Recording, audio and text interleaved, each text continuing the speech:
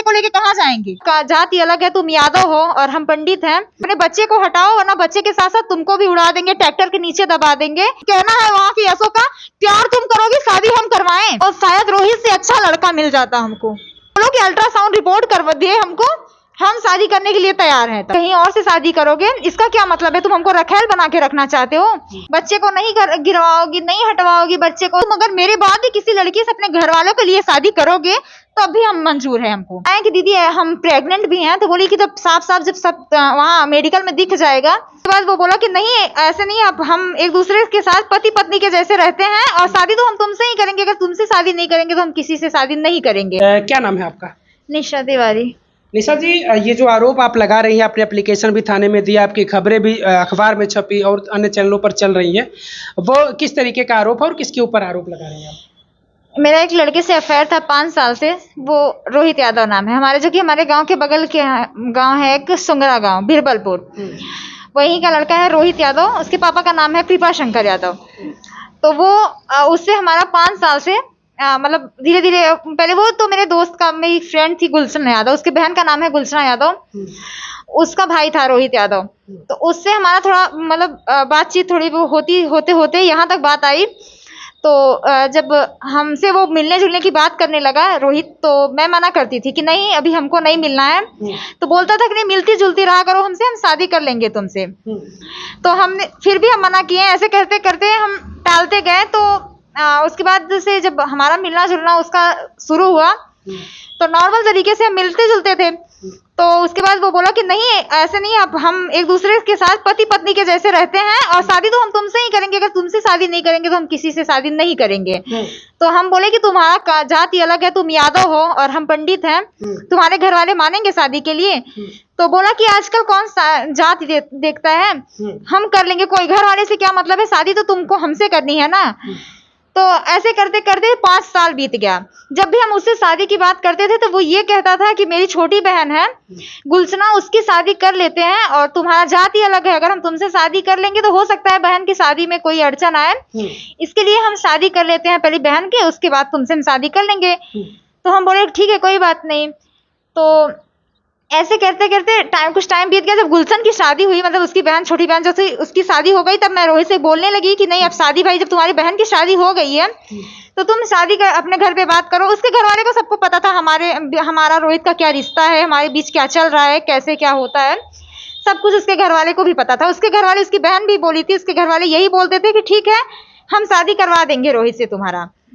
तो जब हम गुलशन की शादी हुई तो बोलने लगे रोहित की शादी कहीं और देखी, मतलब लड़की वाले आते थे देखने के लिए, कहीं और शादी फिक्स होने लगी। जब हमको पता चला, रोहित हमको नहीं बताया कि मेरी शादी कहीं और फिक्स हो रही है।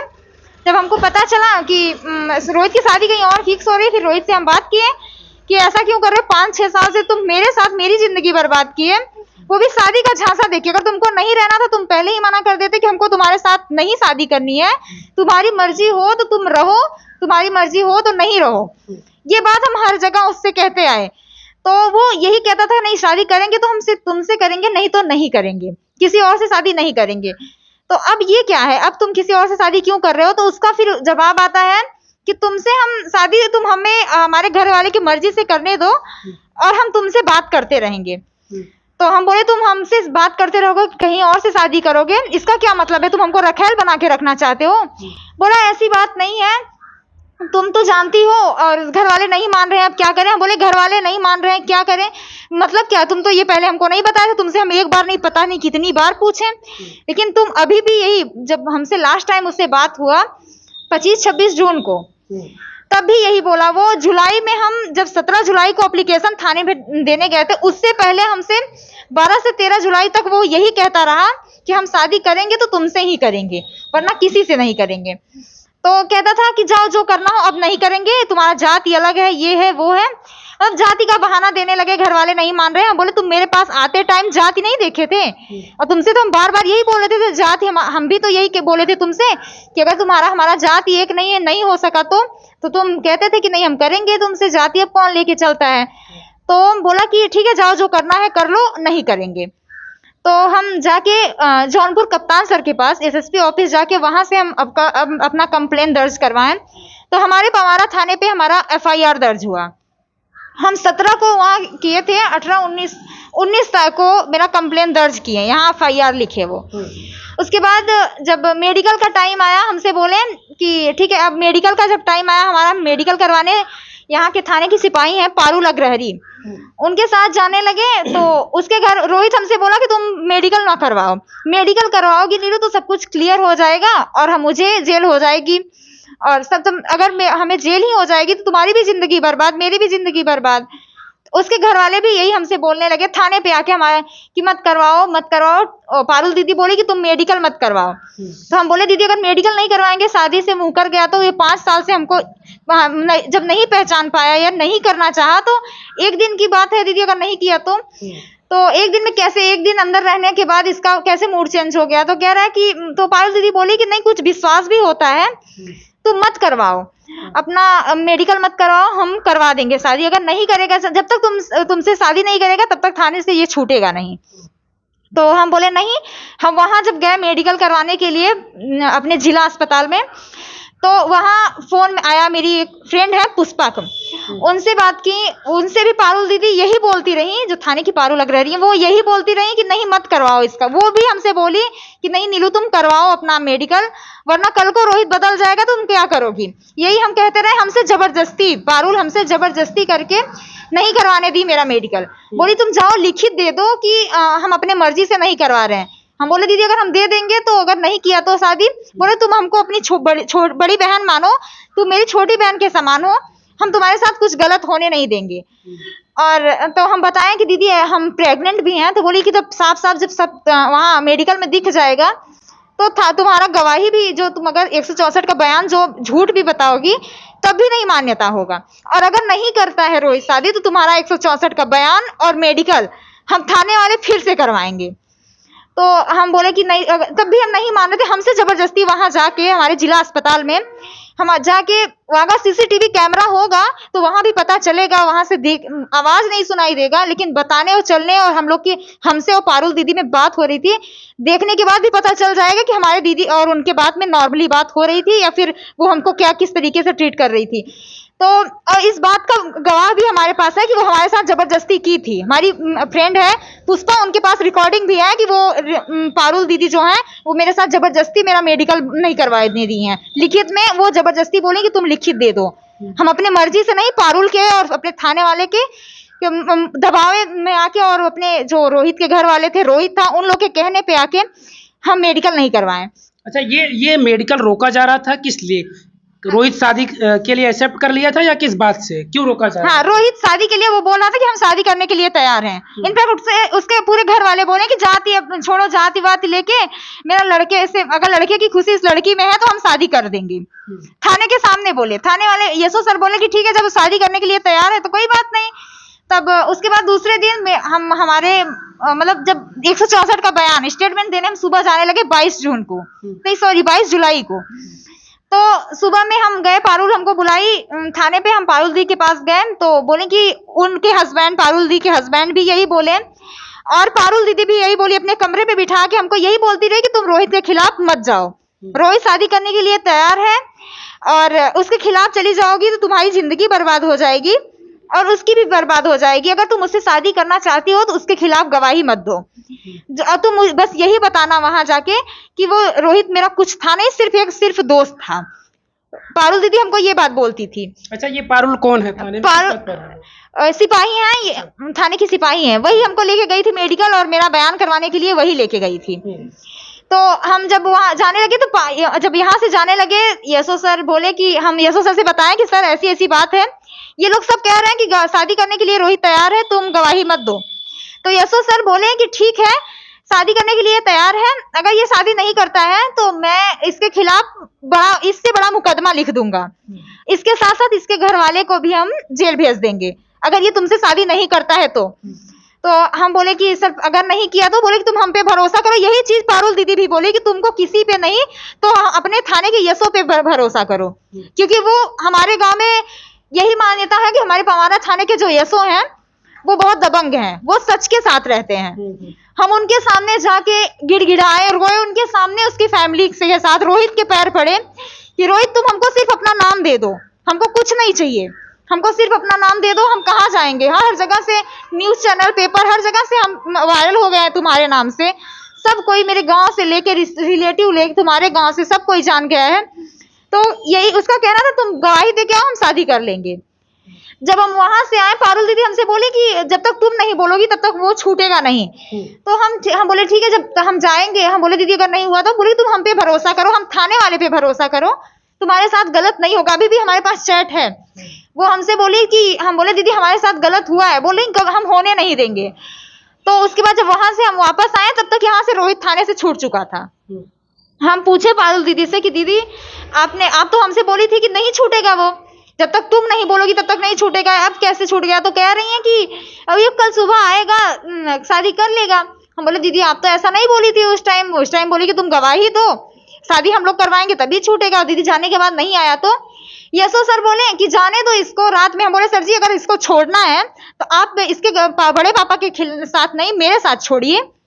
अगर कुछ भी रोहित को होता है तो जिम्मेदारी मेरी रहेगी, आप मेरे साथ छोड़िए। तो कह रहे नहीं, जाने दो इनके बड़े पापा के साथ। उसके बड़े पापा आए थे, रोहित के बड़े पापा थे लाल बहादुर यादव, वही आए थे लेने के लिए। हमसे बोले कि तुम नीलू टेंशन मत लो, मैं सुबह रोहित को लेके आऊंगा, तुम्हारा शादी यहाँ मंदिर पे करवा के उसके बाद लेके चलेंगे, हम हाई कोर्ट से तुम्हारी शादी करवा देंगे। तो हम बोले बड़े पापा अगर नहीं आए तो आप लोग बोले कि नहीं विश्वास करो हम आएंगे। तो हम बोले कि ठीक है। जब हम सुबह से 23 को मतलब 22 के रात में गया, 23 को हम थाने पे गए। हम बोले सर बुलाइए उन लोग को अब। तो कह रहे हैं कि तुम तो 164 का बयान दे के चली आई हो, अब कैसे हम बुलाएं उनको। बोले सर जी आप ही तो बोले थे कि अगर ऐसा नहीं वो शादी नहीं करता है तो हम तो उसके ऊपर इससे बड़ा मुकदमा करेंगे। तो कह रहे हैं कि नहीं तुमको नहीं, हम लोग जब बोले थे तो कोई प्रूफ है तुम्हारे पास कि हम बोले थे। हम बोले सर यहाँ सबके सामने तो आप ही बोले थे। तो बोले कि तुम दे के आ गई हो 164 का बयान, अब कुछ नहीं हो सकता है। बोले सर जी हमको तो ये पता भी नहीं था। पारुल दीदी हमसे यही बोली थी कि अगर नहीं होता तो तुम्हारा फिर से मुकदमा लिखा जाएगा, फिर से 164 का बयान और मेडिकल होगा, यही चीज हमसे बोली थी। तो बोले कि जाओ अपना पारुल से समझो, यहाँ हम कुछ नहीं कर सकते हैं। चलो अच्छा ठीक है, जब तुम लड़की हो प्रेग्नेंट हो, हम उनको अपना रिपोर्ट वगैरह सब कुछ दिखाएं। बोले कि ठीक है तुम लड़की हो और हम देखते हैं तुम्हारे घर वाले भी कोई साथ नहीं है, हमारा परिवार है हम लोग, चलो देखते हैं किसी दिन उस लड़के को बुलवाएंगे। ऐसा करते करते पूरा जुलाई बीत गया। 23 जुलाई को ये बात हुई थी और बीतते बीतते 5-6 अगस्त को, हाँ 5-6 अगस्त को हम 5-6 अगस्त तक हम रेगुलर पर डे थाने पे बुलाते थे। सुबह 10 बजे को बुलाए 5 बजे तक बिठाए रहते थे, बोलते थे कि जाओ देखेंगे किसी दिन बुलवाएंगे, ऐसे कह के टाल देते थे। तो हम 5 तारीख जब उनसे जबरदस्ती किए यशो सर से, सर आप ऐसा बोले थे और बताइए हम कहाँ जाएं, और इस हालत में ना घर वाले मेरे साथ है, ना रोहित मेरे साथ है, ना रोहित के घर वाले हमको एक्सेप्ट कर रहे हैं, बताइए हम क्या करें। तो बोले कि ठीक है हम बुलवाते हैं। तो वहां अपने थाने पे बोले सिपाही से कि जाओ उस लड़के को लेके आओ, नहीं है लड़का तो उसके घर वाले को लेके आओ। तो पारुल दीदी और वो जिनसे बोले थे, वो यशो सर जिस सिपाही से बोले थे, धनंजय नाम था उनका, धनंजय भैया, सब लोग आपस में क्या बात किए क्या नहीं बात किए। तो हमसे पारुल फोन करके कह रही है कि तुम जाओ। पारुल स्कूटी उठाई चली गई पवारा मार्केट घूमने के लिए। तो हम फोन पे फोन करने लगे, दीदी सर बोल के गए हैं तो आप लोग कर क्यों नहीं रहे हैं, अभी तक तो आप ये कह रहे थे कि सर बोलेंगे तब करेंगे, जब बोले हैं सर तो उसको उठवा के उसके भाई को ले आइए, अपने आप रोहित आएगा। तो कह रही हैं कि तुम जाओ घर, हम तुमको बताएंगे बाद में। तो शाम को 5-6 बज रहा था, तो हम घर वापस आ गए। घर से फोन करने लगे कि दीदी ऐसी ऐसी बात है, दीदी आप लोग उठा नहीं रहे हैं, जब सर कह रहे हैं इसका मतलब है कि मतलब एक सीनियर ऑफिसर है वो, उनका कहना आप लोग नहीं मान रही है, बात तो कुछ है। तो बोल रही है कि नहीं ऐसी कोई बात नहीं, चलो किसी दिन बताएंगे और दिलवाएंगे तुमको ना, ऐसे करते करते मतलब टालती गई। तब हम 1 अगस्त को फिर से गए पुलिस लाइन एसपी सर के पास।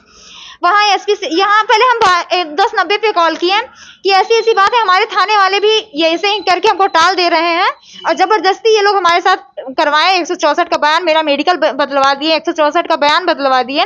जब इन लोग के कहने से दबाव में आके, और ये हम जब 164 का बयान देने जाने लगे थे तो उसका भाई, रोहित का भाई राहुल है, वो कह रहा था कि अगर तुम बयान में अगर मेरे भाई के खिलाफ बयान दे के आई तो तुम्हारी मम्मी यहाँ अकेली रहती है, उनको जान से मार देंगे, तुम्हारा तो पता ही नहीं चलेगा हम क्या तुम्हारे साथ करेंगे।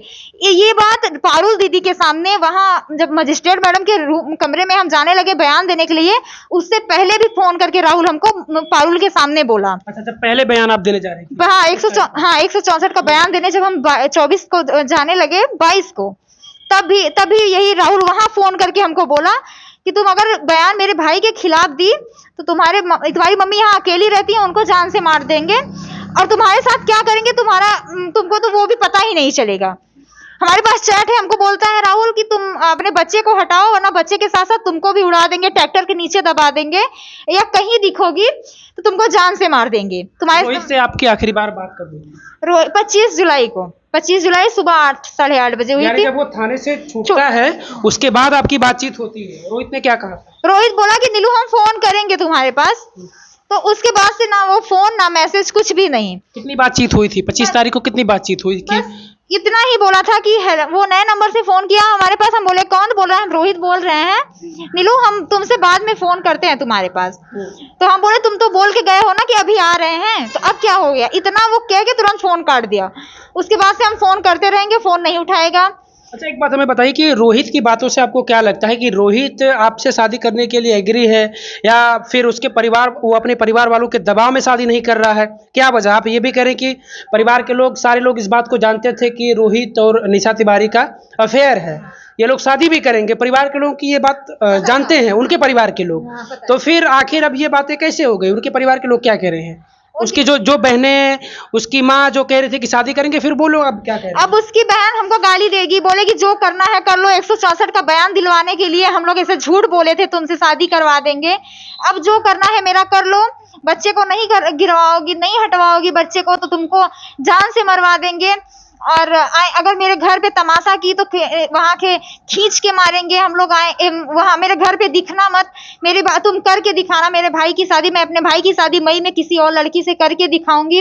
तुम्हारे साथ खेला था हर लड़का, हर लड़का हर लड़की के साथ रहता है तो सबसे शादी ही कर लेगा।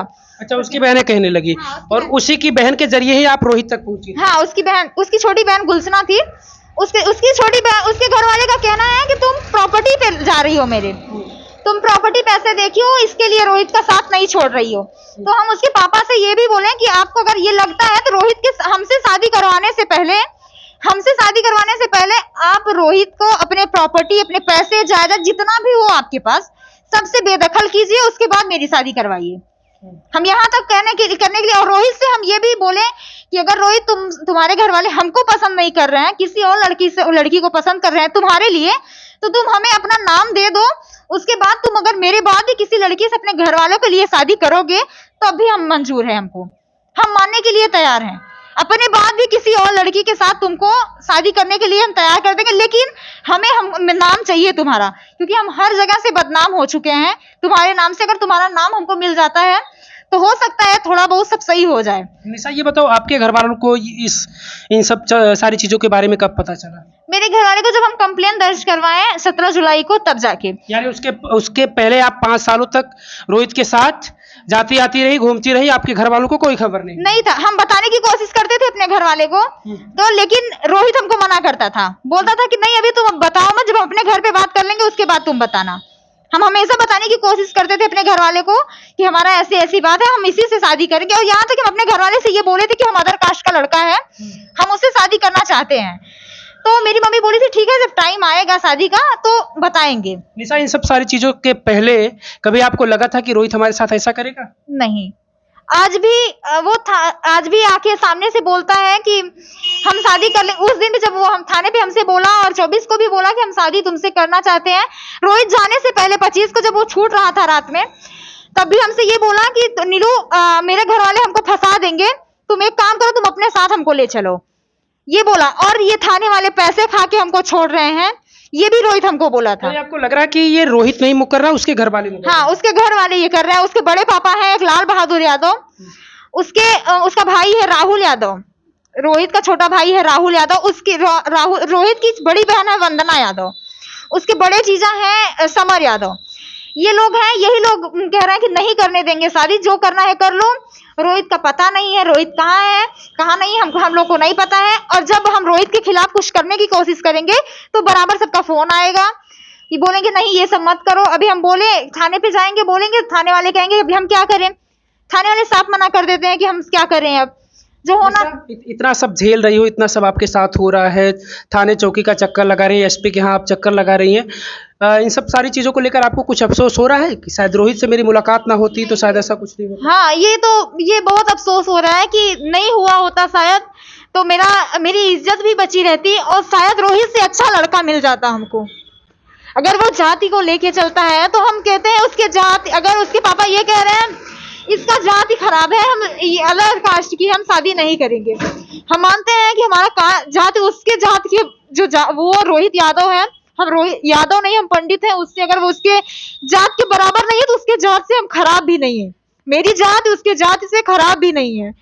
अब हमको ये जानना है उसके घर वाले से कि आखिर अगर जात को लेके चलते हैं तो उसके जात से मेरा जाति खराब नहीं है, तो फिर क्यों नहीं करवा रहे हैं? घर वाले जाति ही इशू बना रहे हैं। हाँ, उसके घर वाले जाति इशू। अब क्या कह रहे हैं कि ये लड़की बोलती बहुत है, हंसती, मतलब पहले कुछ नहीं, जब उसका 164 का बयान हो गया हमारा, ये लोग मिलके करवा दिए, उसके बाद से अब तमाम तरह की कमियां मेरे अंदर आ गई, तमाम बातें उसके घर वाले का डायरेक्ट कहना, अगर तुम मेरे भाई या फिर मेरे लड़के के खिलाफ कुछ भी की तो तुम्हारे साथ साथ तुम्हारे घर वाले को, तुम्हारे बच्चे को भी मार देंगे। ये सब सारी चीजों आपके घर वालों का कितना सहयोग है? मेरे घर वाले कह रहे हैं कि जब मेरा नाम खराब करते टाइम तुम नहीं सोची थी तो अब हमारा कोई सपोर्ट नहीं है, और ना ही घर वाले सपोर्ट करते हैं।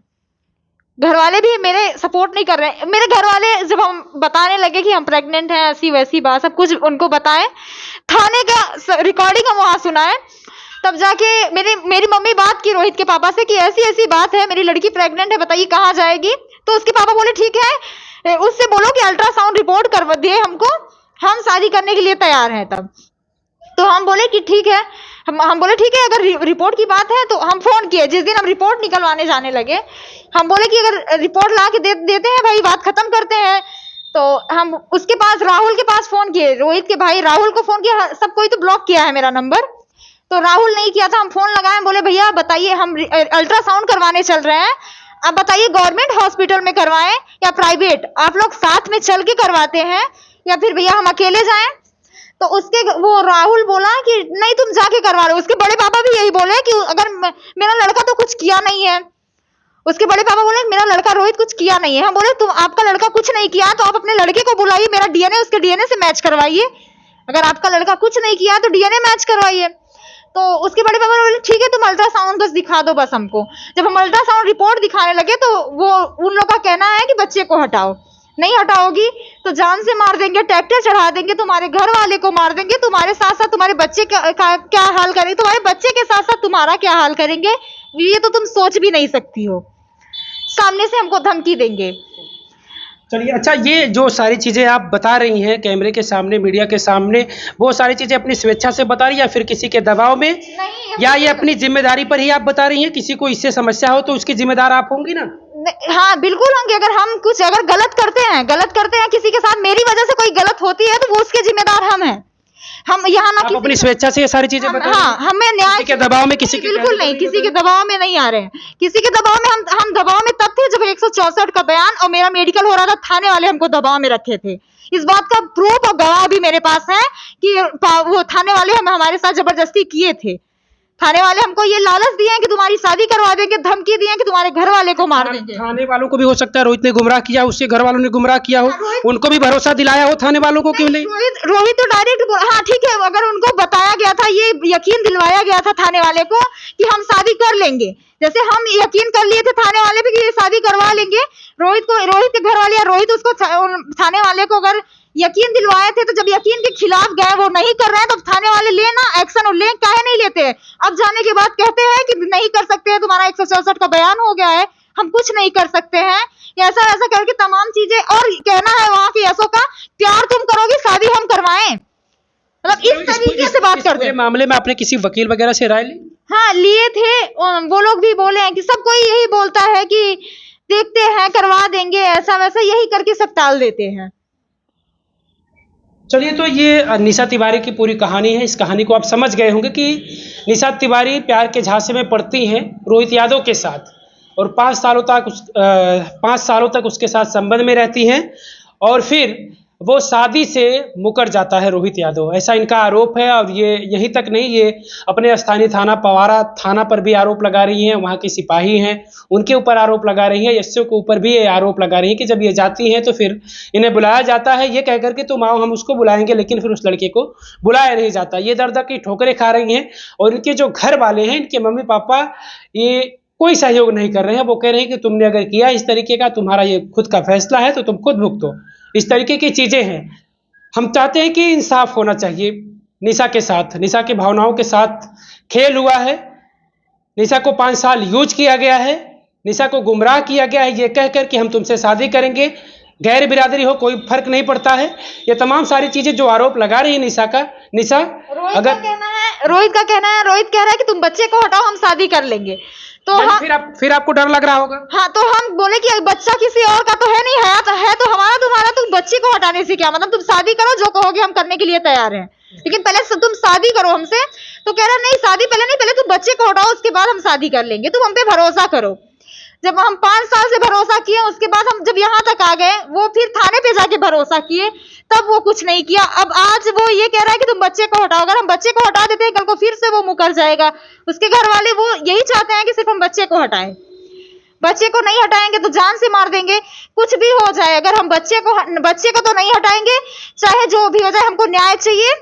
और अगर हमारे साथ या हमारे बच्चे के साथ कुछ भी होता है तो रोहित की फैमिली, रोहित की बहन, बड़ी बहन है वंदना यादव, उसके बड़े जीजा है समर यादव, उसका छोटा भाई है राहुल यादव, उसके बड़े पापा है लाल बहादुर यादव, उसके पापा हैं कृपा शंकर यादव, और रोहित यादव, रोहित की छोटी बहन है गुलशना यादव, और पूरे पवारा थाना के पूरे यशो सर, हमारे जो पवारा थाने के यशो सर हैं, और वहाँ की सिपाही पारुल अग्रहरी हैं, इस सब के सब जिम्मेदार होते हैं अगर हमारे साथ या हमारे बच्चे के साथ कुछ भी होता है तो। चलिए, इस तरीके के निशा के दावे हैं और निशा का ये आरोप है और निशा चाहती है कि किसी भी हाल में पति का नाम मिलना चाहिए रोहित का। यहाँ तक ये कह रहे हैं कि अगर उन लोगों को इस बात का भय है कि वो हक हिस्से के लिए, उसकी संपत्ति के लिए चाहती है निशा उसके साथ रहना, तो निशा का ये भी कहना है कि वो शादी से पहले रोहित को बेदखल कर दे अपनी उन सारी संपत्तियों से जिन पे अगर ये चाहती है कि वो मेरा हक होगा। ये निशा ये चाहती है कि भाई उसको बेदखल कर दीजिए, फिर भी मैं रोहित के साथ रह लूँगी। उसके घर वाले ये भी कह रहे हैं हमसे, उसके घर वाले कह रहे हैं कि तुम कोर्ट से शादी इसलिए करना चाहती हो ताकि कल को तुम आके प्रॉपर्टी पे हक जताओ। हम बोले अगर तुम लोग का यही कहना है, आप लोग कह रहे हैं कि हम प्रॉपर्टी के लिए, हक जताने की बात तो है नहीं, पत्नी होगी तो पत्नी बच्चों का तो हक होता ही है, हक जताने की बात क्या? हम यहाँ तक ये भी कहने के लिए ये भी कर रहे हैं कि अगर जब प्रॉपर्टी से बेदखल कर दोगे, रोहित से आपसे कोई मतलब नहीं रहेगा तो कोर्ट भी कहाँ से आदे। जब रोहित का कोई मतलब नहीं रहेगा तो रोहित का नहीं रहेगा तो मेरा, जाहिर सी बात है मेरा भी नहीं रहेगा। और आप लोग ये कह रहे हैं कि कोर्ट से शादी करने के बाद अगर प्रॉपर्टी मेरी होती है तो हम कोर्ट से नहीं, आप लोग मंदिर से करवाइए, सबके सामने हम मंदिर से भी करने के लिए तैयार है शादी। मिलाकर आप रोहित को हासिल करना चाहती है, रोहित को पति के रूप में? नहीं, पति हासिल करना और नहीं करने की बात तब तक थी। ये है कि रोहित ही आपको चाहिए, बस रोहित की संपत्ति से मुझे कोई मतलब नहीं है, किसी भी हाल में मुझे रोहित चाहिए, हमको रोहित चाहिए पति के रूप में। पति के रूप में हमको उसका नाम चाहिए। और हमारे साथ वो किया है 5 साल से, हमको झांसे में रखा था हम शादी करेंगे, वो सच करे। हमसे जो झूठ बोल के हमसे शादी के झांसा दे के यहाँ तक हम प्रेग्नेंट हैं, हम बच्चे को लेके कहाँ जाएंगे, किसके सामने बताएंगे? हमको उसके रोहित अपना नाम दे और हमको हमारे बच्चे को नाम चाहिए रोहित का। हमें उसके प्रॉपर्टी से, उसके पैसे से कुछ भी मतलब नहीं, हम कुछ भी करने के लिए तैयार, हमें इंसाफ चाहिए। अगर रोहित का नाम नहीं मिलता है हमारे तो हम कुछ भी हम कर लेंगे। नहीं, ये कोई विकल्प नहीं होता। विकल्प देखिए, अब हमारे सामने कुछ भी नहीं बचा है। हम अपने थाने को परिवार मांगते, वो वहाँ वाले भी यही बोलते थे तुम अपना परिवार इसको समझो, अगर घर वाले तुम्हारे साथ नहीं है तो हम परिवार बनते हैं तुम्हारा। पारुल दीदी हमको यही भरोसा दिलवाई थी कि तुम्हारी बड़ी बहन मैं हूँ। हम पारुल दीदी से ये पूछना चाहते हैं, क्या मेरी जगह उनकी अपनी बहन होती थी, क्या वो भी यही करती, छोड़ देती हमको? जिस तरह से हमको वो लोग छोड़ दिए हैं, क्या ऐसे ही छोड़ देती? नहीं ना। तो अगर पारुल दीदी सच में हमको अपनी बहन समझती थी और थाने वाले अपना परिवार समझते थे तो हम उनसे विनम्र निवेदन करते हैं कि कुछ ना कुछ वो एक्शन ले, जो सच है उसको दिखाए। जो जब उनको हमारे बारे में सारा सच पता है तो वो ला के दिखाए, वो वहां हमको बुलाए हैं, तो बुला के रखे हैं, तो उस रोहित को बुलाए और मुझे मेरा हक दिलवाए, जो मेरा हक है, जो न्याय है, जो सच है वो दिखाए, जो झूठ बोल के मेरे साथ किए हैं वो सब हटाए, अब जो सच था उसको लाए। बिल्कुल